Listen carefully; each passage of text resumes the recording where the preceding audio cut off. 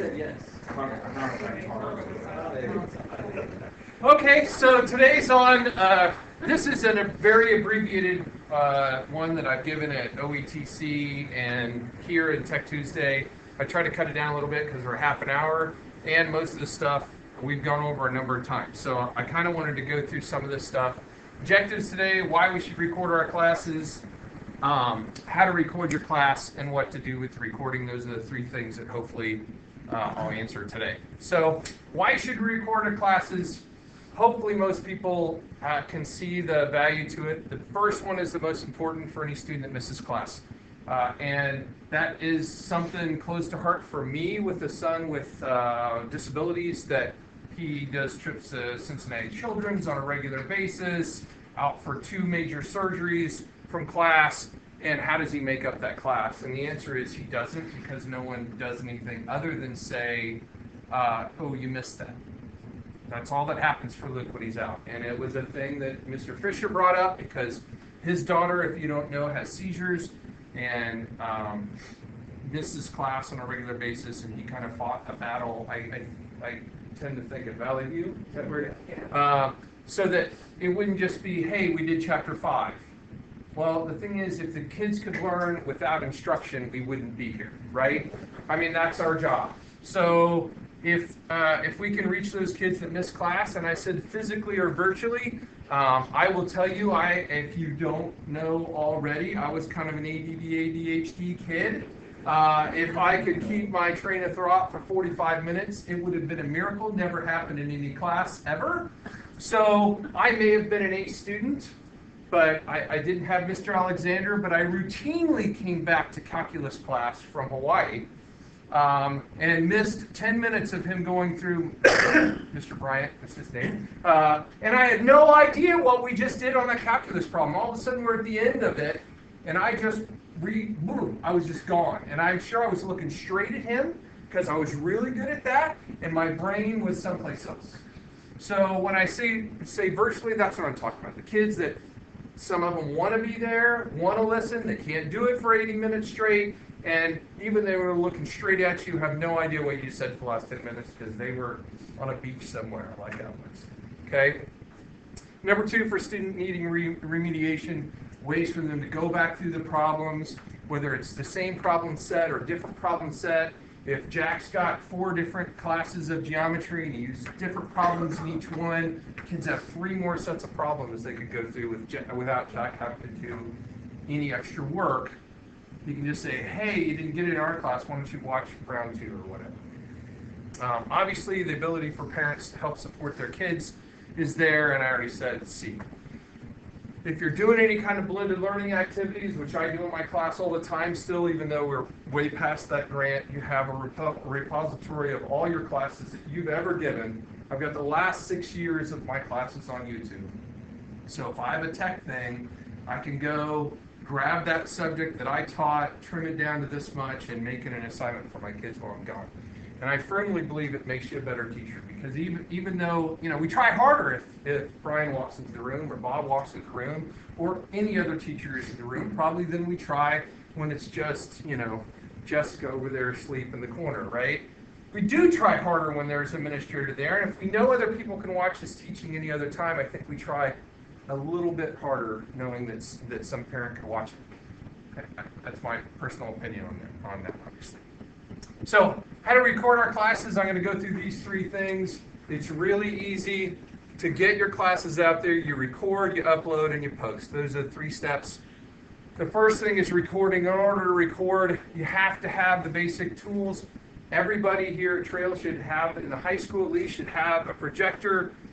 One person in the room does an interactive whiteboard, but there'll be one in his room as soon as he retires. Everybody's got a YouTube account, and if you don't have a microphone, there should be one mounted above your whiteboard, or if your desk was close, somewhere. If you don't have one, all you have to do is ask, and I can get you a microphone as well. Okay, so here we've got most of those tools. In order to record, you have to be using your digital whiteboard. Whether it's a Mimio or a smart board, if you're teaching on the chalkboard, you can't record. Okay, we could get cameras, but they look terrible, and then you're in the recording, Most people don't want to be in the recording. They just want what they did and their voice. They don't want to be seen in the thing. But we could do a regular camera. It just doesn't work very well. So if you're not already using your digital whiteboard, try to get used to using your digital whiteboard. It takes about a week or two to get accustomed to it. I have a little thing if you want to ask Lon. Lon was basically forced to get a smart board, and I said, if you don't want it in 2 weeks, I said, I promise I'll take it down. You'll never even know it was there. No, I would break your arm if you tried to take it. Yep. And that's exactly what he said 2 weeks later. Once you get used to using a digital whiteboard, you won't ever want to use anything else again. So, but you have to do that in order to record your class. The act of recording is so simple, it's ridiculous. Everybody on their desktop has a picture of this, has a little icon that opens the recorder, and it opens up this right here. It has 3 buttons: to record, to pause, and then you can use both those repeatedly, and then when you hit stop, it saves. So if you're in an 80-minute class, no one's teaching 80 minutes, right? We should be doing other activities. You may only have 15, maybe 20 minutes of instruction. You hit record. When you're not instructing, you hit pause. And when you start up again, you can hit record again. And when you're done, you hit stop. Okay? You can delete stuff out in the middle if you forget to pause and you want to delete stuff later. That's not a big deal. It's easy to do in YouTube to trim out the middle. The actual recording takes no time. Just open it up, hit record. And it's hard to get used to. I used to have signs all the way around my whiteboard that says, did you start recording? Are you recording, stupid? Somebody tell Mr. Poole to start recording. They used to be all the way around my board. And I used to tell my kids, if you didn't see me hit this button, I'm not recording, somebody remind me. They're not there anymore because I'm used to doing it anyway. So for a while, that was an issue, me remembering to hit record when I do it. The next thing you have to do is you have to upload it somewhere. We all have YouTube. The act of uploading is just hitting the little plus button that looks like a video camera with a plus in the middle, and it gives you the option to upload the video. And then when you go, you drag the upload there, or you click on the middle, and it lets you upload the video on the YouTube. And when we're done, you can post it anywhere in Moodle. Yeah, I'm going to go over more. I'm just giving the basics. But yeah. How do you know your YouTube? I don't know what. I'm going to show you how to do. I'm going to show you how to do a YouTube channel and how to do the setup later in this today. I'm just going to go over the basic steps. I post every single one of my classes in the class calendar. I just put right in the calendar. I hit the plus button and I load it in that date. But I can also then use those in activities, lessons, quizzes, anywhere you have a text box in Moodle, you can put that video in there. But my kids know if they miss a class, all they have to do is look on the calendar on May 3rd, and there's a little link, and it clicks on it, and they can watch the video of that class. Anywhere that you see one of these Moodle boxes, all you have to do is copy the URL of the video, paste it in there, and the video's in there. It's just a YouTube video, no advertising there. No, you get no advertising or anything. No, because it's yours. The other way you get advertising is you monetize and you say, I want advertising. It just doesn't automatically happen. So when we talk about, and then I said I put mine in my calendar, so any date in the calendar in the class they can click on. If there's a recorded lesson, it just pops up like that, and they hit play and they're watching the video right in there. And they can still go full screen and all that kind of stuff.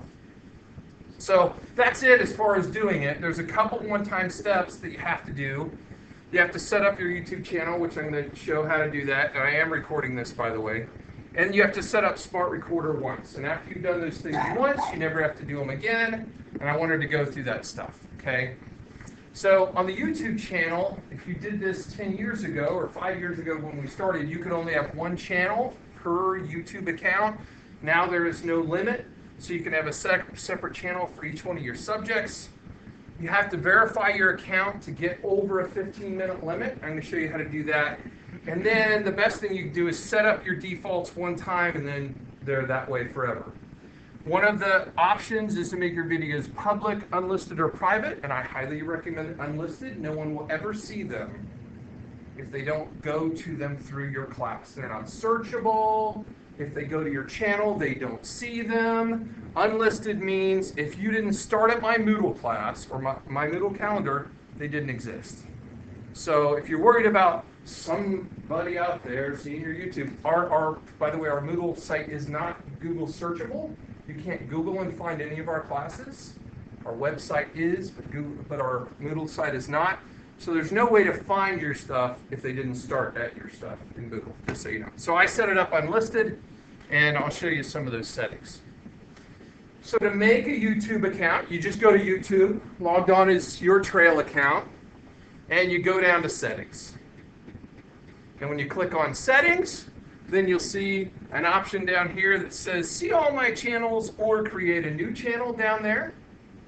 And when you click on that, then it gives you that option to add a channel. And you can see I've already got one for my hardware class, my tech class, an IT one. It says one video. That means one video that anybody else can see, by the way.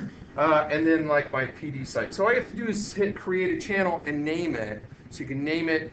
It has to be unique, by the way. So you might want to make it NTLS 9th grade English or something that probably isn't something else, or however you want to name it.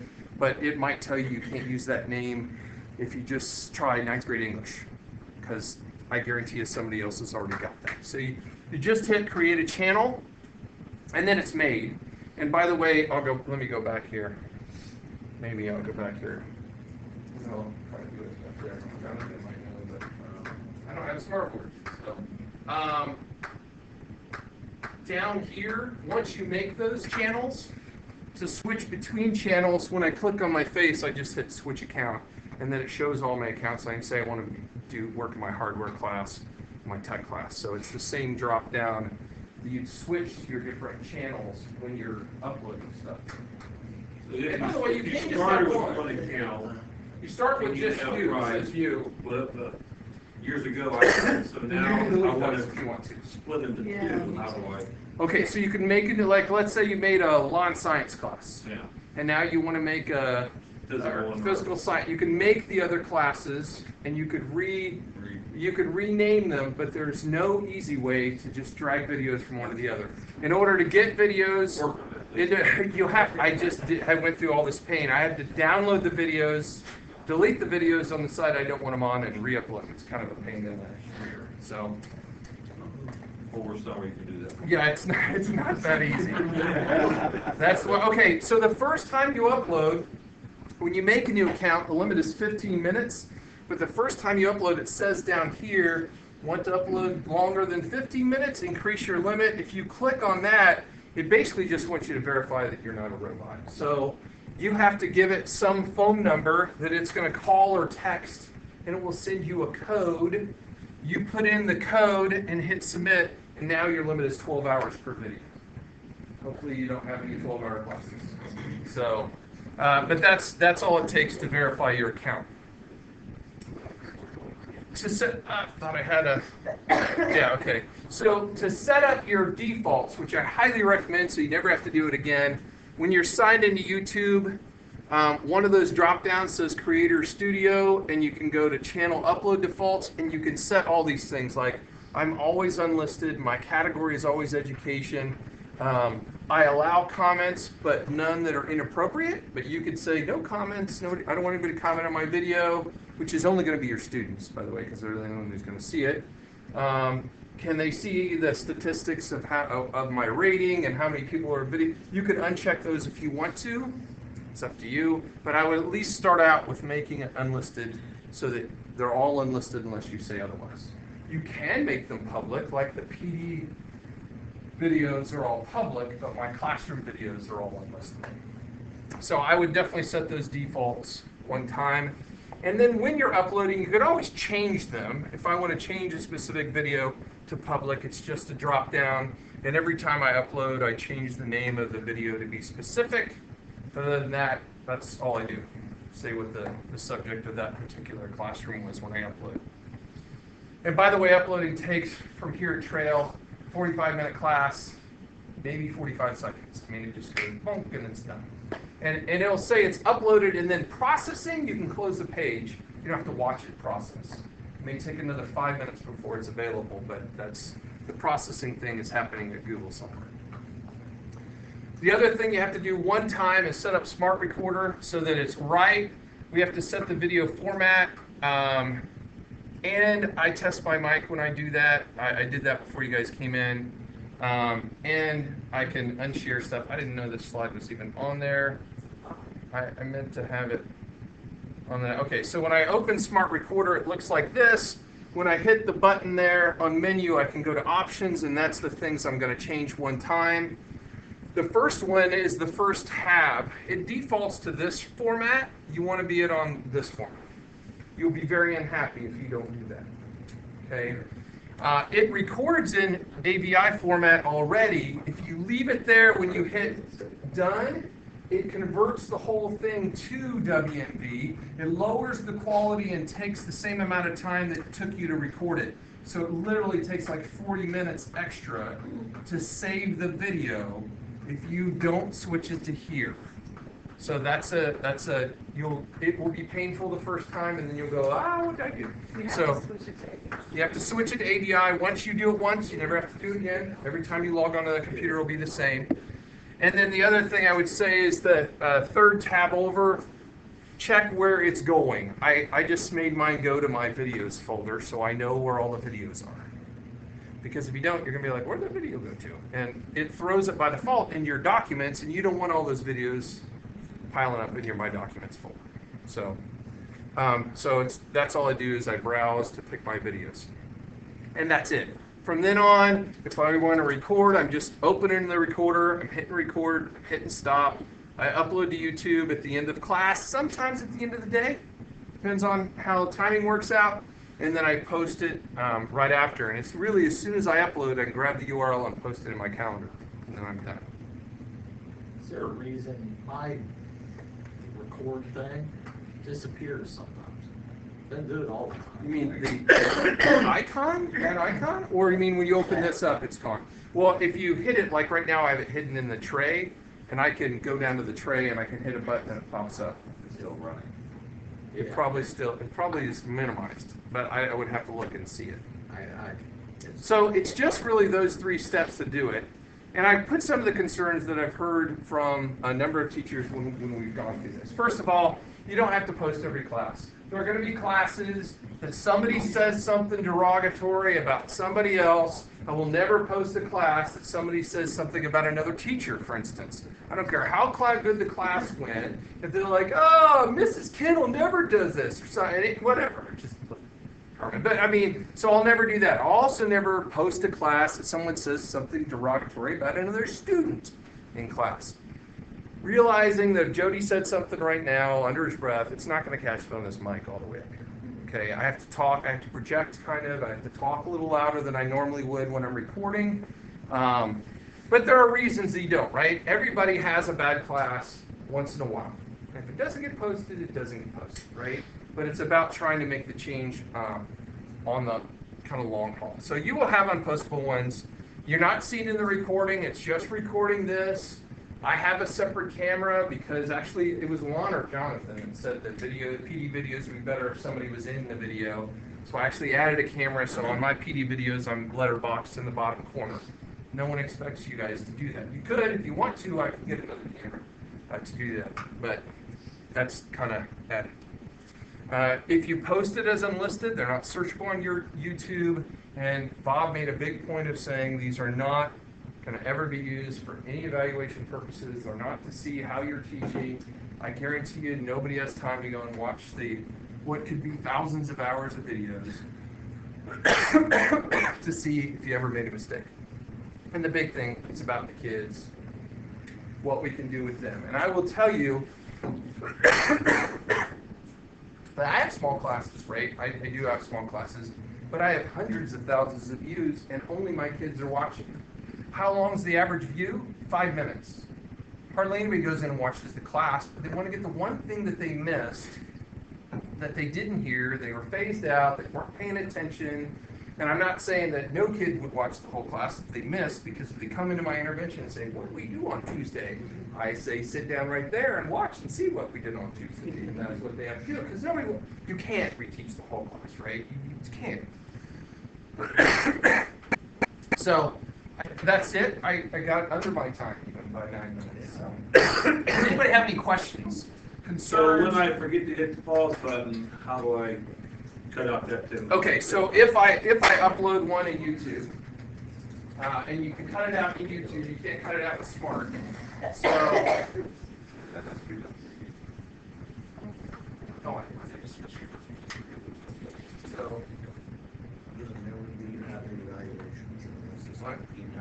I know, so that's right. I left for questions break. So I'm going to go to my hardware class. Oh,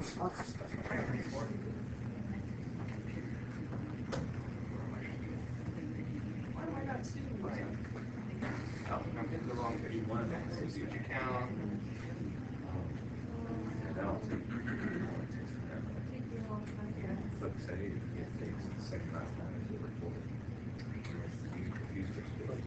And when I said that, I just went to Creator Studio. If I go right here to Channel, that's where I can see the upload defaults. It says right there, upload defaults, and you can check what those options are if you want to look at it. But you may answer Lon's question. Video name. So I'm just going to pick whatever this class right here. Probably a good example because they're probably okay.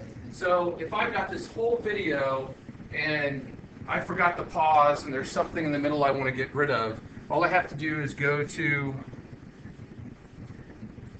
see if I can get it to go down. Too far, too far. I go to edit video. I don't even see him. Blue button. Oh, okay. I go to edit video. It'll be easier if I do it back here. Now, when I hit edit video, that's when I see I haven't even changed the name of this class because my default name is daily hardware class for hardware. If I want to go and trim it, then right here under enhancements, hit enhancements, and then I have a button right here that says trim. And I can trim off the front, the back. I can go to the middle if I want to go. So I go right here, and I go right here. I can hit the split button. I go right here, and I can hit the split button again. And now if I hit this X in the middle, it trims out that much of the video. So, and you can do it multiple times. So you can trim in the video, and you can delete things. So if you had a class that was a really good class, except for one thing happened, you could upload it, not post it anywhere, go in here and cut out that one section of the class. If you forgot to pause anywhere, you could cut that out. When I hit done, this takes a long time, just so you know. I mean, not a long time for me, a long time for you. So once I hit done, I can hit save as new video or save. I'm going to hit save as new video. If I go and hit save as new video, it's going to make that a new video. It's trimmed. And it's going to take forever for it to, and I'm saying a couple hours. So I wouldn't trim and then hit save and then post right away. Because if you didn't want somebody to see something, they're going to see it if they go to it right then. Not that they're probably jumping on the class. End of the day and post it to the next day. Yeah. Well, yes, that's more than safe.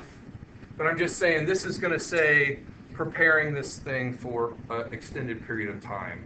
And it will keep saying, because I've had that happen with the PD classes, I forgot to stop. And like 2 hours later, I go, oh my gosh, it's still recording. And then I hit pause, and then I upload it, and then I trim it. There are other software packages to do that. It's just easier to do it there.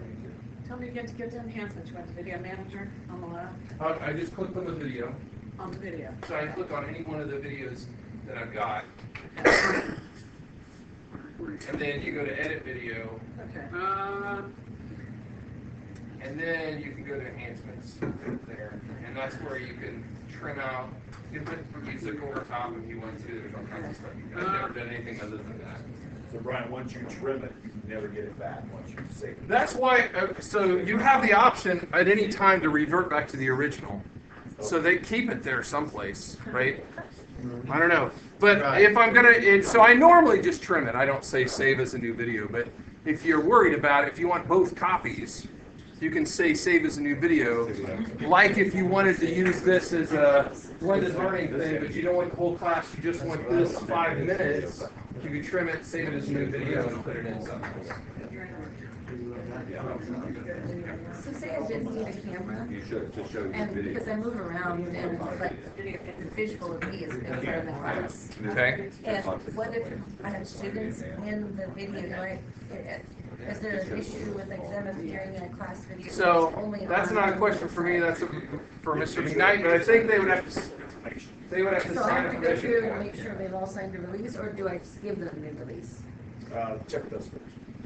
Now, I didn't hear. Check with us, we have a binder. Okay. now, just so you know, everybody already has a camera that they can use. I don't know if Jody Yeah, has one. the- If you have the document camera, you can point that up, point it too. Now, it's not going to get. And that's the problem with taking a picture. If you have a camera taking a video of something being projected, this is going to look like poo-poo. But you'll look fine. But the video of a projection looks terrible. I mean, I've tried it with a But whole if bunch of I'm different moving cameras. around, is that a fine camera to use? Because we do a lot of. we don't- Yeah, you can set that up. Now, if you use that, you're not going to use Smart Recorder. Right. There's a different piece of software, OBS Studio, that But we'd I'm have to saying, put I'll on. probably video me writing on the board, because it's not. Well, that would show up fine. If you're using it with the dry erase marker, you would do that. That would probably show up fine. Okay. And if it doesn't show up fine, we can get a better camera than that one. Dan Studebaker used to use that one, and it looked like it was fine. Anybody else got a question? I have a friend.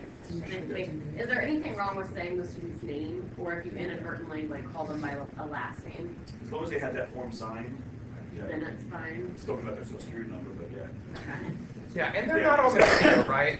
You're just saying Jim or Jonathan or whatever. That doesn't associate them with anything. Now, I don't use their first one. I wouldn't say, Jonathan Bryant, what do you think the answer is? I didn't say that. I know sometimes I call them by their last name, like if I have two Quintons, I'll say Wackler or Hudson. Yeah, as long as you don't say the first and last, they still aren't associated with, Okay. you know, Okay. who that is. I mean, they could obviously go and look it up. Again, if you have them unlisted, nobody can go and find the video unless they came in your middle class and clicked on the link through your And it really should be your class viewing it. Yeah. With the set.